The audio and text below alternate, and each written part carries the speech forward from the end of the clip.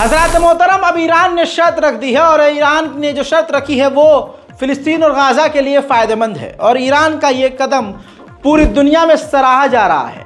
Iran ने कहा है कि हमला हमारा एक ही शर्त पर रुकेगा, हम हमले की पोजीशन में हैं, हमला ज़रूर करेंगे, हमारी तैयारी पूरी है, लेकिन अगर इजराइल और गाज़ा के बीच जो बातचीत चल रही है वो कामयाब होती है और इन दोनों का मामला, गाज़ा और इजराइल का मामला हल होता है और इजराइल हमला गाज़ा और फिलिस्तीन पे करना बंद कर देता है, तो इस कंडीशन में हम इजराइल पर हमला नहीं करेंगे।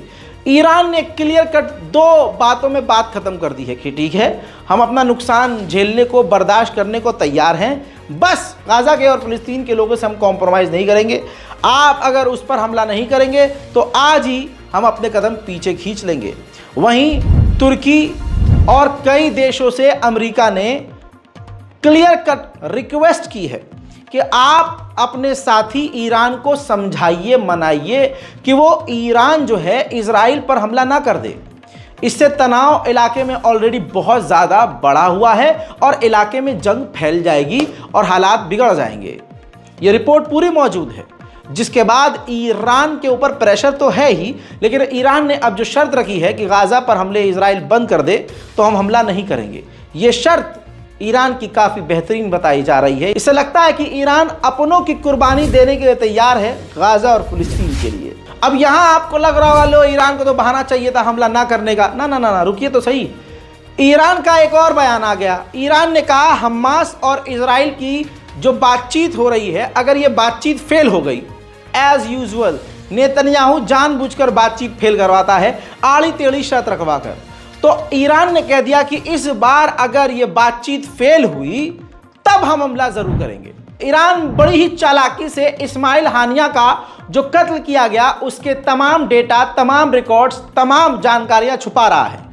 एक लंबे समय के बाद किसी ईरानी व्यक्ति ने ही चुपके से वो इलाका ड्रोन से रिकॉर्ड किया, वो होटल, वो एरिया ड्रोन से कवर किया, जिसमें आप देख सकते हैं कि वही वो बिल्डिंग है जिस बिल्डिंग में इस्माइल हानिया को कत्ल किया गया। दोस्तों, इस पूरी बिल्डिंग को अभी तक ईरान ने सील करके छुपाया हुआ है। उधर ईरान ने क्लियर कट कटाक्ष किया है सीधा अमेरिका के ऊपर और कहा है कि पूरे इलाके में जो आतंक बढ़ रहा है और जो अनस्टेबिलिटी हो रही है उसकी वजह सिर्फ और सिर्फ अमेरिका है।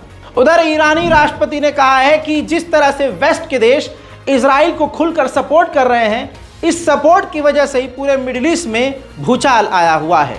वहीं मेरे दोस्तों, इजराइल के डिफेंस मिनिस्टर ने ट्वीट किया है कि हम बहुत करीबी नज़र रख रहे हैं ईरान और लेबनान की यानी हिजबुल्लाह की हरकतों पर और उनकी मूवमेंट पर। एक हफ्ता गुजर चुका है, ईरान का खौफ अभी तक बना हुआ है।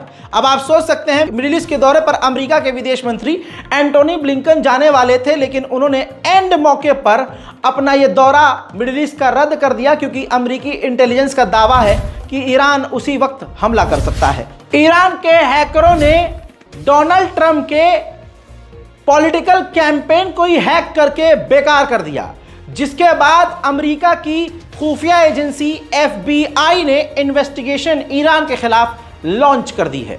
वहीं ईरान का एक बड़ा अपडेट यह है कि नॉर्थर्न इलाके में ईरान अपने नॉर्थर्न इलाके में एक बड़ी सैन्य ड्रिल कर रहा है, यानी सैन्य तैयारी कर रहा है और कहा जा रहा है कि ये तैयारी ईरान के लिए बेहद ज़रूरी है हाल फिलहाल में इजराइल पर अटैक करने के लिए। और दूसरे संगठन साफ तौर से ये कह रहे हैं कि ईरान ये हमले की तैयारी कर रहा है। वेस्टर्न देश सेटल डाउन होने को कह रहे हैं ईरान से। अमेरिका ने वेस्ट के कई सारे देशों से कहा है कि ईरान पर प्रेशर बनाइए। तमाम देशों ने, जैसे इमैनुअल मैक्रोन है और बरतानिया का राष्ट्रपति है, इटली, जर्मनी, फ्रांस, ब्रिटेन, खुद अमेरिका है, अरब के तमाम देश हैं, ये सब के सब ईरान से डायरेक्ट बात कर चुके हैं कि आप हमला ना करो। तमाम वेस्ट की इस रिक्वेस्ट को ईरान ने एक ही झटके में लात मारकर रिजेक्ट कर दिया। कहा कि हम किसी की बात नहीं सुनेंगे और हमला ज़रूर करेंगे, हमारी खुद की अपनी शर्तें हैं। और शर्त मैं आपको दोस्तों बता चुका हूं ईरान ने क्या शर्त रखी है। उधर मिडिल ईस्ट में तनाव बढ़ता ही जा रहा है। इजराइल ने अपने साथियों से कहा है कि अगर ईरान ने अपनी सरजमीन से हमला किया हमारे ऊपर और हमारा अगर कोई व्यक्ति मारा भी नहीं गया, तब भी हम ईरान को पलट कर जवाब देंगे और ईरान पर बड़ा हमला करेंगे। उधर अमेरिकी ऑफिशियल ने कहा है कि इजराइल ने सोचा ही नहीं था कि ईरान इतना ज़्यादा रिएक्ट कर जाएगा इस्माइल हानिया के कत्ल कर दिए जाने पर। इजराइल को लग रहा था कि शांति के साथ ईरान चुपचाप बैठा रहेगा, ना हमला करने को कहेगा, ना बड़े बड़े बयानबाजी करेगा, ना वो इस तरह से खुलकर हमारे खिलाफ आ जाएगा। लेकिन ऐसा हुआ नहीं। इजराइल की तमाम सोच और उसका जो अनुमान था गलत साबित हुआ। ईरान पूरी तरह से लड़ने को तैयार है और भिड़ने को तैयार है।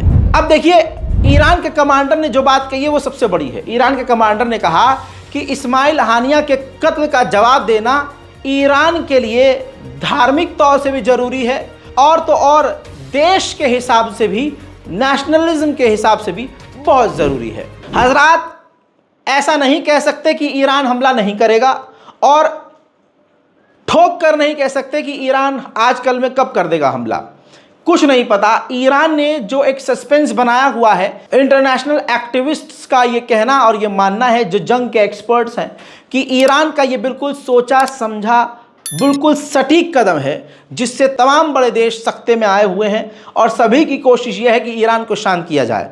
और ईरान को शांत करने के लिए हो सकता है कि इस बार इजराइल हमास से डील कर ले और इस बहाने इजराइल फिलिस्तीन और गाज़ा पर हमले बंद कर दे। आपको क्या लगता है? अपनी राय कमेंट में ज़रूर लिखिएगा। मिडिल ईस्ट और खासकर ईरान की स्पेशल रिपोर्ट आपको सुनकर कैसा लगा? अपनी राय कमेंट में लिखते हुए चैनल को सब्सक्राइब कीजिए, वीडियो को लाइक कीजिए और इंतज़ार कीजिए मेरे अगले अपडेट का। तब तक के लिए जय हिंद।